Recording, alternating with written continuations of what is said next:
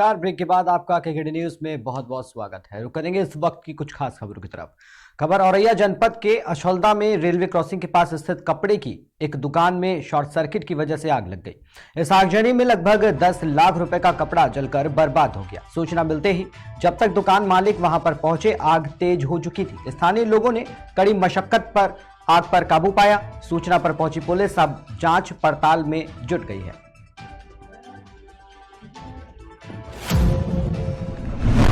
अगली खबर सिद्धार्थनगर से है, जहां प्रदेश के नगर विकास एवं ऊर्जा मंत्री और सिद्धार्थनगर जनपद के प्रभारी मंत्री ए.के. शर्मा की अध्यक्षता में बैठक का आयोजन किया गया। इस बैठक में जनपद के बड़े उद्यमियों, व्यापार से जुड़े लोगों और जनपद स्तरीय अधिकारियों के साथ कलेक्ट्रेट सभागार में यूपी ग्लोबल इन्वेस्टर्स समिट एवं जनपद में उद्यमियों द्वारा किए गए निवेश के संबंध में चर्चा की गई।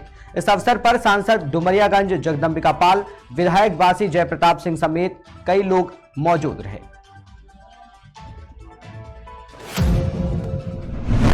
खबर गोंडा से है, जहां विकासखंड रुपेडिया ग्राम पंचायत मंगल के रहने वाले युवक को एक अज्ञात वाहन ने टक्कर मार दी। टक्कर लगने से युवक की मौके पर ही दर्दनाक मौत हो गई। वहीं वाहन चालक मौके से फरार हो गया। सूचना मिलते ही पुलिस मौके पर पहुंची। शव को पोस्टमार्टम के लिए भेजकर आगे की कार्रवाई करने में अब पुलिस जुट गई है।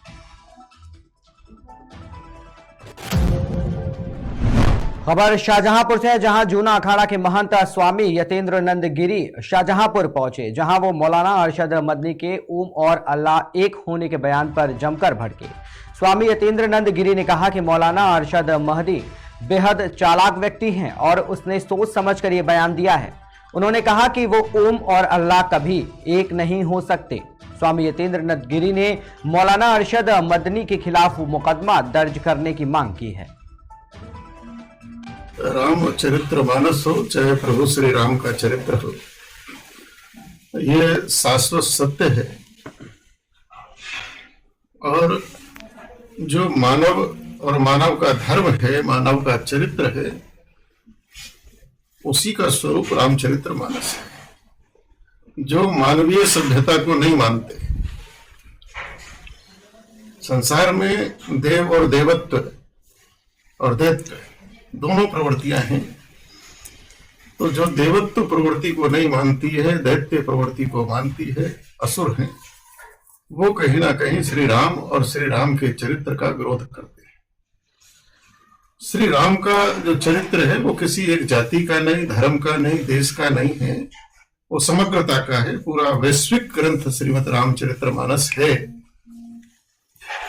जो विरोध कर रहे हैं, मैं तो कहता हूं कि जो राम का विरोध करता है, राम से सहमत नहीं है, वो सच्चा भारतीय भी नहीं हो सकता और सच्चे अर्थों में मनुष्य भी नहीं हो सकता। तो ऐसे व्यक्तियों को हम मनुष्य भी नहीं मानेंगे। मुझे अभी घटनाक्रम का पूरा पता नहीं है, लेकिन महंत राजू दास जी हमारे बहुत अच्छे संत हैं और हनुमानगढ़ी के बड़े प्रखर संत हैं। आज देश के अंदर एक संक्रमण काल है। देश द्वारा से करवट बदल रहा है। किसी समय ये जो सोने की चिड़िया और विश्व गुरु कहलाता था, तो उस समय इस देश के अंदर संपूर्ण रूप में सनातन हिंदू संस्कृति। आज हम लोग आए हुए हैं मंडलायुक्त कानपुर। अगली खबर की ओर करते हैं। खबर कानपुर से है, जहां मैं ब्राह्मण हूं महासभा के जिला अध्यक्ष अनुरंजन शुक्ला और राष्ट्रीय अध्यक्ष दुर्गेश मणि त्रिपाठी के साथ अभद्रता और मारपीट करने का मामला सामने आया। इसी मामले को लेकर महासभा ने मंडलायुक्त कानपुर पहुंचकर डीएम को ज्ञापन सौंपा। इस मौके पर संगठन के कई पदाधिकारी और अधिवक्ताओं की टीम भी मौजूद रही। आज हम लोग आए हुए हैं मंडलायुक्त कानपुर कार्यालय में, जो कि हम लोग ने इनको अभी एक ज्ञापन दिया हुआ है। परिप्रेक्ष्य ये हमारा रहा है कि अभी विगत दिनों हमारे साथ जो घटना हुई कानपुर देहात के पोस्टमार्टम हाउस में, जो कि मड़ौली कांड में हम लोग गए थे पीड़ित परिवार को न्याय दिलाने के लिए, उस परिवार के साथ हम लोग पोस्टमार्टम हाउस गए थे। हमारे जो राष्ट्रीय अध्यक्ष थे दुर्गेश त्रिपाठी जी साथ में थे। वहाँ पर राज्य मंत्री प्रतिभा शुक्ला के पाले हुए राजनीतिक गुंडों ने भैया, हमारे जो राष्ट्रीय अध्यक्ष थे दुर्गेश त्रिपाठी भैया के ऊपर जानलेवा हमला किया था। तो आज हम लोग उसी मांग को लेकर आए हुए हैं कि जो उन लोगों के द्वारा एक कूटरचित नीति से जो हम लोगों के साथ दुर्व्यवहार किया गया और जानलेवा हमला किया गया है, उस परिप्रेक्ष्य में आज हम सब लोग ने एक मांग रखी है मतलब के सामने कि हमारे जो राष्ट्रीय अध्यक्ष उनको सरकारी सुरक्षा मुहैया कराई जाए और राज्य मंत्री प्रतिभा शुक्ला को उनके पद से बर्खास्त कराए। साथ ही साथ जिला पंचायत सदस्य 12 से जो कृष्णा गौतम है, जो कि एक कहा जा सकता है कि प्रतिभा शुक्ला के द्वारा पाली हुई हैं, जो कि हर तरह के गलत कामों में उनका पूरा साथ देती हैं, उनको भी उनके पद से बर्खास्त किया जाए, यही हमारी मांग है। आपको क्या लगता है कि सरकार आपकी मांगे मानेगी, और अगर नहीं मानती है तो आगे मैं ब्राह्मण हूँ महासभा क्या करेगी? सरकार को हमारी मांग अवश्य माननी पड़ेगी, क्योंकि ब्राह्मण समाज आज पूरा उत्तर प्रदेश का ब्राह्मण समाज जो है वो हमारे साथ जुड़ा हुआ है, हमारे साथ कदम से कदम मिलाकर खड़ा हुआ है। और अगर सरकार हमारी मांगों को नहीं पूरा करती है तो मैं ब्राह्मण महासभा उग्र आंदोलन के लिए बात हो जाएगी। जैसे कि एक वायरल वीडियो में ये सुनने को आया है कि कहा गया है कि आप ब्राह्मणों की दुम बन रहे हैं, इस बारे में आप क्या कहेंगे? देखिए, कहावत ही यही है कि जब कोई इंसान जब ऊंचाई करता है, जब न्याय की लड़ाई लड़ने जाता है, तो अपने ही लोग होते हैं जो उसको गिराने का प्रयास करते हैं। तो ये भी उसी तरह का दिया हुआ उनका स्टेटमेंट है, जिसमें वो जिन्होंने खुद अपनी तरफ से कुछ नहीं कर पाए हैं और इस न्यायिक लड़ाई में भागीदार न बनकर वो विपक्ष में खड़े होकर इस तरह की कूटनीति रचे लगा है। क्या किसी ब्राह्मण नेता का जो किसी दल से संबंध रखते समर्थन मिला है अभी तक आपको? अभी तक फिलहाल हमारे पास ऐसा कोई समर्थन नहीं प्राप्त हुआ है। अभी हमारे साथ पूरा हमारा ब्राह्मण समाज खड़ा हुआ है और अभी हम लोग उसी ब्राह्मण समाज के दम पर अपनी लड़ाई लड़ रहे हैं। खबर कानपुर से है, जहां दबंगों पर पुलिस प्रशासन का कोई खौफ नजर नहीं आ रहा है। जिले की कोचिंग मंडी दबंगों के तांडव से परेशान है। वहीं काकादेव क्षेत्र में बीच सड़क पर दबंग गुंडई करते दिख रहे हैं, जिसका वीडियो सोशल मीडिया पर खूब वायरल हो रहा है। कोचिंग मंडी क्षेत्र में दबंग खुलेआम दहशत फैला रहे हैं।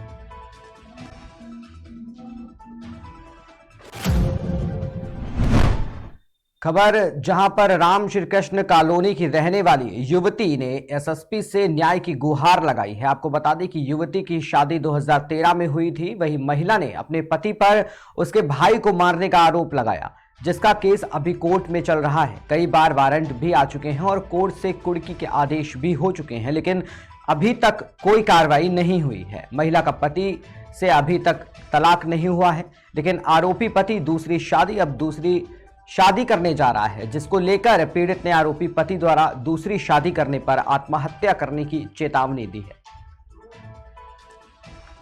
सर, मेरा हस्बैंड दूसरी शादी कर रहा है और मैं यहाँ पर अपनी हस्बैंड की शादी को रुकवाने के लिए आई थी, और सीओ मैडम ने, एसपी सिटी साहब ने, एसएसपी साहब ने, सबने ऑर्डर कर दिया कि शादी को रुकवाया जाए, और ये यहाँ पे कह रहे हैं कि शादी रुक नहीं सकती है। मुझे सुबह से अब दोपहर हो गई और भूखे प्यासे मैं पागलों की तरह भड़क रही हूँ। अगर ये शादी नहीं रुकी तो मैं और अपने बच्चे को कल आत्मदाह कर लूंगी। मेरे हस्बैंड ने मेरे भाई का मर्डर कर दिया था 2017 में। मेरे भाई की वाइफ के साथ अफेयर चल रहा था, उसके चलते हुए उसने मुझे घर से निकाल दिया मारपीट के। मेरा केस चल रहा है कोर्ट में और 302 के वारंट जारी हो चुके हैं, 82 की कार्रवाई, 83 की कार्रवाई सब हो चुकी है, और उसके बाद भी मेरी कोई सुनवाई नहीं हो रही है। हाईकोर्ट में मेरी अपील पेंडिंग पड़ी है। यहाँ पे एक बच्चे तलाक ले लिया है मेरे हस्बैंड ने। अब ये कह रहे हैं कि अपील तो सब कर देते हैं, अपील का क्या है? और हाईकोर्ट से ये ऑर्डर लाने का मतलब ही क्या हो गया? फिर तो इंसान डाइवोर्स लेके दूसरी शादी करता घूमे। अब तो सोचने का शादी तो हो गई, अब हम मुकदमे लड़ते रहेंगे, जिंदगी भर लड़ना ही है। फिर आपने कहाँ एप्लीकेशन दी? सर, मैंने एसपी सिटी साहब के यहाँ दी थी, सीओ मैडम के यहाँ दी थी, और एसएसपी ऑफिस दी थी, और हाईवे थाने वालों ने यहाँ पे कॉल करके बोला कि शादी को रुकवाया जाए। अब ये कह रहे हैं कि शादी नहीं रुकेगी, तुम्हारे पास कोई ऑर्डर नहीं है। सर, शादी नहीं रुक पाती है तो फिर मैं ऐसे जीवन का करूंगी क्या? मैं खत्म हो जाऊंगी, अपने बच्चे को खत्म कर लूंगी। पुलिस भ्रष्ट हो चुकी है, ये कोई कार्रवाई नहीं करके देगी। ये घूस खाने वाली पुलिस हो गई है। इन्हें किसी के जीवन से कोई मतलब नहीं है। यहाँ एक पुष्पलता मरेगी तो इनका क्या बिगड़ जाएगा? कुछ बिगड़ जाएगा? उन्हें तो पता है। मथुरा कृष्ण जन्मभूमि से अगली एक और खबर मथुरा से है, जहां पर मथुरा कृष्ण जन्मभूमि से मीना मस्जिद को हटाने वाले केस में सिविल कोर्ट सीनियर डिवीजन में सुनवाई हुई। सुनवाई के दौरान मुस्लिम पक्ष की तरफ से इंतजामिया कमेटी और यूपी सुन्नी सेंट्रल वक्फ बोर्ड के एडवोकेट डॉक्टर निगम हाजिर हुए। हिंदू पक्ष की तरफ से हिंदू महासभा के राष्ट्रीय कोषाध्यक्ष दिनेश शर्मा की तरफ से एडवोकेट दीपक शर्मा ने बहस की। बहस के दौरान मुस्लिम पक्ष ने हिंदू पक्ष से पेपर मांगे और माननीय न्यायालय में 7 रूल 11 पर बहस की मांग की। वहीं न्यायालय ने 23 फरवरी को अगली बहस और सुनवाई की तारीख रखी है। मथुरा कृष्ण जन्मभूमि से पूर्वी सीमा में मीना मस्जिद को हटाने वाली केस में आज माननीय सिविल कोर्ट सीनियर डिवीजन में सुनवाई हुई। सुनवाई के दौरान मुस्लिम पक्ष की तरफ से इंतजामिया कमेटी और यूपी सुन्नी सेंट्रल वक्फ बोर्ड के वकील डॉक्टर निगम हाजिर हुए, और हिंदू पक्ष ने मांग की माननीय न्यायालय से कि मीना मस्जिद पर सरकारी जमीन भेजा जाए और वहाँ की भौगोलिक स्थिति के बारे में पता लगाया जाए और मीना मस्जिद की नापतोल की जाए, जिससे यह माननीय न्यायालय को पता चल सके कि मीना मस्जिद ने कितना एरिया घेर रखा है। इस पर मुस्लिम पक्ष ने माननीय न्यायालय से 7 रूल 11 पर बहस के लिए कहा, माननीय न्यायालय ने अब हमें जांच की सुनवाई के लिए उसमें 23 फरवरी की डेट लगा दिया है। अब इस पर फैसला मामला ये है तो सोनभद्र के रॉबर्ट्सगंज कोतवाली क्षेत्र के नौगांव गांव में जमीन विवाद को लेकर मनबड़ों ने महिला की धारदार हथियार से हमला कर हत्या कर दी, जबकि बचाव करने पहुंचे पति और उसके बेटे को गंभीर रूप से घायल कर दिया गया। आनन फानन में स्थानीय लोगों की मदद से घायलों को जिला अस्पताल में भर्ती कराया गया। घायल बेटे की हालत गंभीर देखते हुए उसे वाराणसी रेफर कर दिया गया। घटना के बाद गुस्साए लोगों ने हमलावरों की बाइक फूंक दी। गांव में तनाव को देखते हुए गांव में भारी फोर्स तैनात कर दी गई है। मामले को गंभीरता से लेते हुए एसपी, एएसपी, सीओ और सदर एसडीएम सहित अन्य अफसर मौके पर डटे हुए हैं। मामला ये है बता दिली कि हमके घर बनत रहा समझौता में लेखपाल 13 फीट दिले रहा।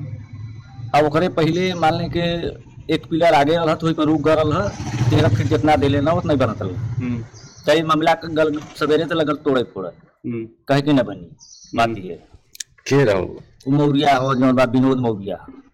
तो आप लोग इसकी शिकायत नहीं किए थे कहीं थाना पुलिस में? ये तो अब जैसे कि अब हम लोग अपन अपन काम करता है वो अपन काम करता, हम लोग कहाँ शिकायत के लिए ये तो मारपीट भयल तब ना अलियो के जो के लेकर इलाज करावे दे। कई लोगों को चोट लगी है? चोट लगी है 3 जने के, एक थे तो मरी गई और एक फिर रेफर हो गया बनारस का। ओकरे बापे के चोट लगल बा तो डॉक्टरी में बना यहाँ जिला अस्पताल में। हाँ इलाज चला था। हाँ इलाज होता।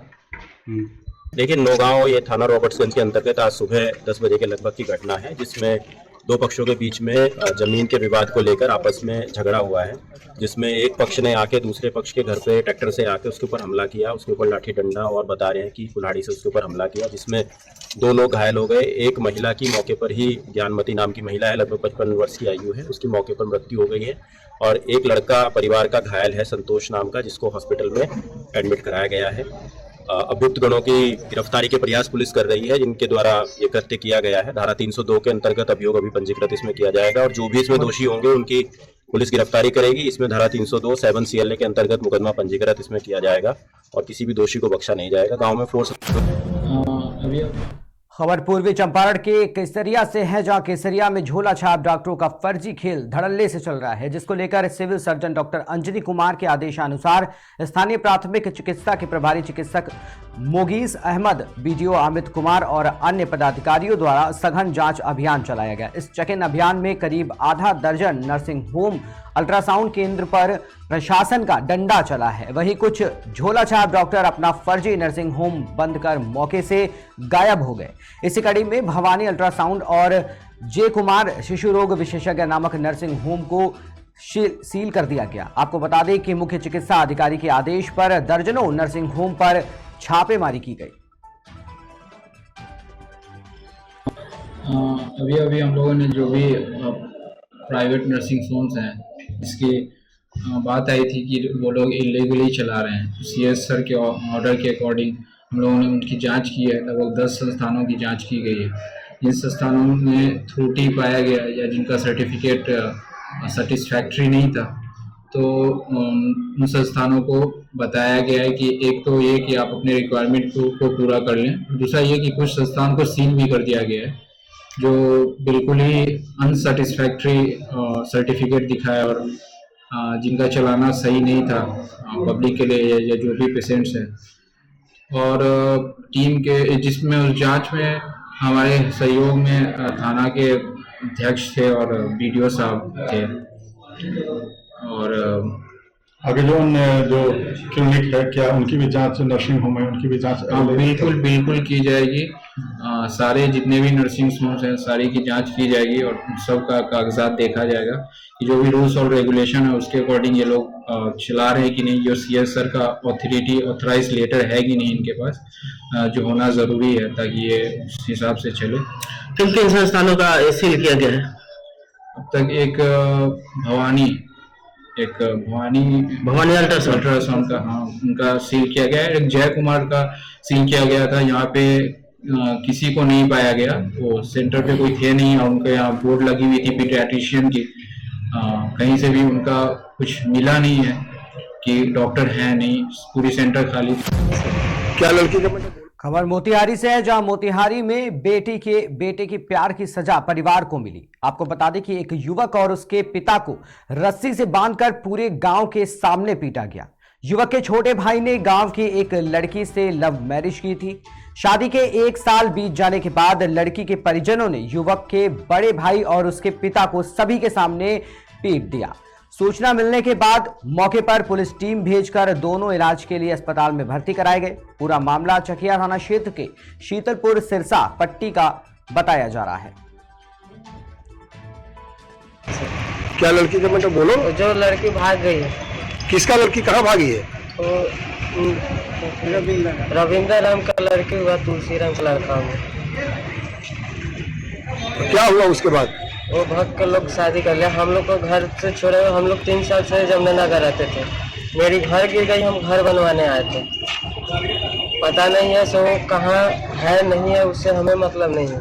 हम इतना भी कहें से अगर हम लोग का पता होता तो आज ये दशा नहीं होता हम लोग का। यही सब बात है सर। बस इसके बाद कुछ नहीं? ये बांध के मारा है लोग, बांध मारा है और अंगूठा का निशान लिया सादा पेपर पे। किसने लिया? क्या किसने? रमेश राम, बबलू राम, मनीष राम, पवन कुमार और छोटका दीपक। चलिए फिर यहाँ पर आप कैसे आए हैं? कैसे प्रशासन आया? मामा जी फोन किए थे प्रशासन के 112 नंबर पर, उसी प्रशासन लाया। अभी कहाँ हो तुम? सरकारी अस्पताल में। 3% दौलत। खबर बिहार के बेगूसराय से है, जहां पर बेगूसराय के भगवानपुर के दहिया गांव में बीते दिनों अपराधियों ने एक दलित अर्जुन सदा की गोली मारकर हत्या कर दी थी, जिसके बाद जन अधिकार पार्टी के राष्ट्रीय अध्यक्ष पप्पू यादव ने परिजनों से मिलकर अपनी गहरी शोक संवेदना व्यक्त की थी। साथ ही परिजनों को रोजगार के लिए तत्काल पार्टी की ओर से 15,000 की मदद भी की गई। इस दौरान उन्होंने कहा कि सरकार के नियमानुसार दलितों की हत्या पर 4 लाख का मुआवजा दिया जाता है, जो हम इस परिवार को दिलवा कर रहेंगे। साथ ही मृतक अर्जुन सदा की 5 बेटियों के शादी में 50-50 हजार रुपए की आर्थिक मदद करने की भी घोषणा की। 3% दौलत जिसके पास है, जो 64% टैक्स देता है हिंदुस्तान को, क्या उनको जीने का राइट है कि नहीं? भारत में सिर्फ 100 आदमी 10 आदमी और 3% आदमी जो रसूखदार और पैसे वाले हैं उसी को जीने का। इससे बड़ी घटना क्या होगी? सिर्फ एक शब्द में कि कुटुंब है मेरा कुटुंब, आपका कुटुंब एक ही तरह से माने। क्या घर है जीने के लिए? ये कुत्ता ऐसे सो सकता है? एलसीचन पप्पू यादव का एलसीचन सोएगा इस घर में? 5 बेटी की शादी में 50-50 हजार रुपया हम स्पीडी ट्रायल की मांग आज ही सीएम से जाकर के करेंगे। और गुस्से में यदि गरीब आदमी ने गलती कर दी तो न्यायालय तक हम लड़ेंगे, 1 रुपया इनको नहीं लगेगा। समाज यदि गलत आदमी के खिलाफ 3 दिनों तक लाश रखी हुई थी और यहाँ के थाना प्रभारी ने एक बार देखने तक नहीं आया। नहीं सर, चाय पी रहा था और हंस रहा था, इसी और गुस्से का इजहार हुआ तो उसके बाद केस कर दिया गया और डेली इन्हीं को धमकाया जाता है, डराया जाता है सभी। इसीलिए सरकार का नियम है 4 लाख रुपया किसी गरीब को दलित को गोली लगने के मौत के बाद 4 लाख रुपया, ये मैं दिला के रहूंगा। अभी तत्काल इनको सब्जी या अंडा या मछली की दुकान करने के लिए मेरी पार्टी की ओर से, जो यहाँ हमारे अध्यक्ष, हमारे नेता है केसी जी अध्यक्ष हैं और सभी प्रखंड के लोग, हमारे तरफ से इनको 15,000 रुपया तत्काल कुछ ना कुछ ये कर ले और 50।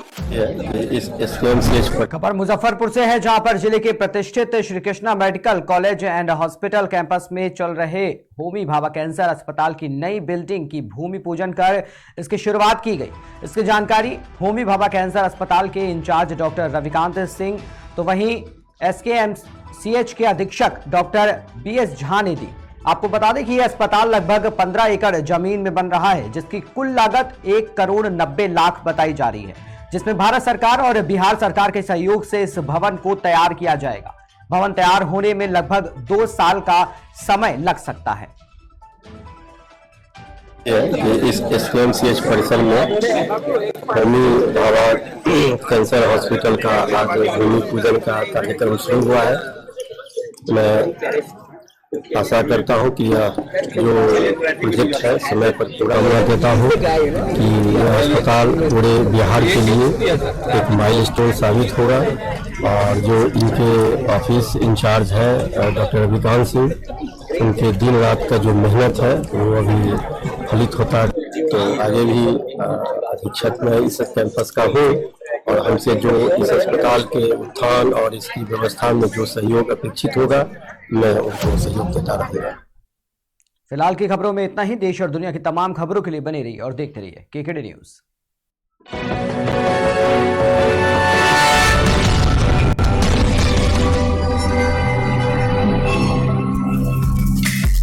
Feel the power of Intel.